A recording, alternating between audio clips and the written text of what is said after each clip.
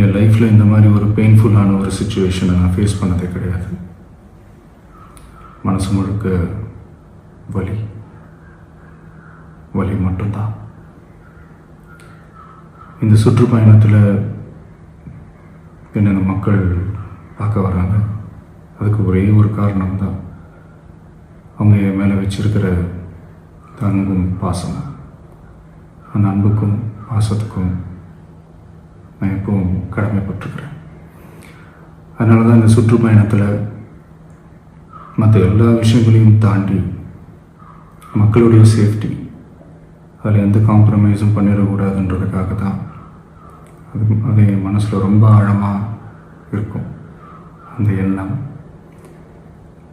அதனால தான் இந்த அரசியல் காரணங்கள் எல்லாத்தையும் தவிர்த்துட்டு ஒதுக்கி வச்சுட்டு மக்களுடைய சேஃப்டி மட்டும் மைண்டில் வச்சுக்கிட்டு அதுக்கான இடங்களை சூஸ் பண்ணுறது, அதுக்கான இடங்களை பார்த்து பர்மிஷன் கேட்குறது, போலீஸ் டிபார்ட்மெண்ட்டில் அதை ரிக்வெஸ்ட் பண்ணி கேட்போம். ஆனால் நடக்கக்கூடாதது நடந்துருச்சு.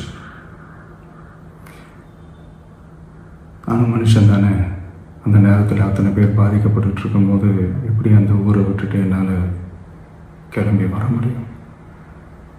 நான் திரும்ப அங்கே போகணும்னு இருந்துச்சுன்னா அதை ஒரு காரணம் காட்டி அங்கே வேறு சில பதட்டமான சுச்சுவேஷன்ஸ், வேறு சில சம்பாவிதங்கள், அந்த மாதிரி எதுவும் நடந்துடக்கூடாதுன்றதுக்காக தான் நாங்கள் அவாய்ட் பண்ணோம்.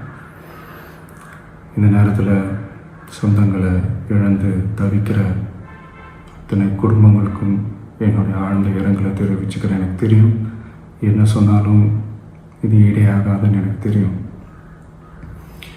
ஹாஸ்பிட்டலில் ட்ரீட் பண்ணிகிட்ருக்கிற எல்லாருமே சீக்கிரமாக க்யூர் ஆகி வரணுன்றதை இந்த நேரத்தில் நான் வேண்டிக்கிறேன். கூடிய சீக்கிரமே உங்கள் எல்லாரையும் நான் சந்திக்கிறேன். இந்த நேரத்தில் எங்களுடைய வலிகளை, எங்களுடைய நிலைமையை புரிஞ்சுக்கிட்டு எங்களுக்காக பேசின அரசியல் கட்சிகளை சார்ந்த நண்பர்கள், தலைவர்கள் அனைவருக்கும் என்னுடைய நன்றியை தெரிவிச்சுக்கிறேன். கிட்டத்தட்ட ஒரு 5 மாவட்டத்துக்கு பிரச்சாரத்துக்கு போனோம். இந்த மாதிரி எதுவுமே நடக்கல. ஆனால் கரூரில் மட்டும் ஏன் எப்படி நடக்குது, எப்படி நடக்குது? மக்களுக்கு எல்லா உண்மையும் தெரியும். மக்கள் எல்லாத்தையும் பார்த்துக்கிட்டு இருக்கிறாங்க. கரூரை சேர்ந்த அந்த மக்கள் அந்த உண்மையெல்லாம் வெளியில் சொல்லும்போது எனக்கு கடவுளே நேரில் வந்து இறங்கி அந்த உண்மைகள்லாம் சொல்கிற மாதிரி எனக்கு தோணுச்சு.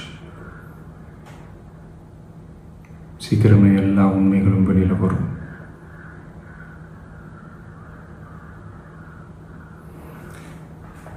எங்களுக்கு தரப்பட்ட இடத்துல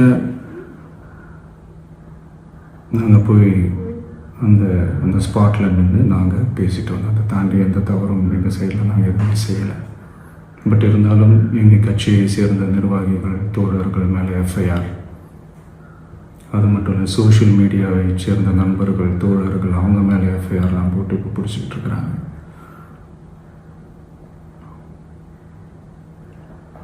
சிஎம் சார், உங்களுக்கு ஏதாவது இந்த பழி வாங்கணும் அப்படின்ற எண்ணம் ஏதாவது இருந்துச்சுன்னா என்ன வேணாலும் பண்ணுங்க. அவங்க மேலே கை வைக்காதீங்க. நான் ஒன்று வீட்டில் இருப்பேன், இல்லை நான் ஆஃபீஸில் இருப்பேன். என்ன வேணாலும் செய்யுங்க. நண்பர்களே, தோழர்களே, நம்மளுடைய அரசியல் பயணம் இன்னும் ஸ்ட்ராங்காக, இன்னும் தைரியத்தோட கண்டினியூ ஆகும்.